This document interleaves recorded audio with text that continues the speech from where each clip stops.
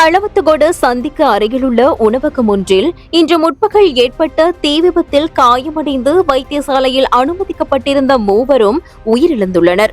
தீ விபத்தில் படுகாயமடைந்த குறித்த மூவரும் உடனடியாக மீட்கப்பட்டு கொழும்பு தேசிய வைத்தியசாலையில் அனுமதிக்கப்பட்டு தீவிர சிகிச்சை பெற்று வந்த நிலையில் சிகிச்சை பலனின்றி உயிரிழந்துள்ளனர். இன்று முற்பகல் குறித்த உணவகத்தில் திடீரென தீ பரவியது.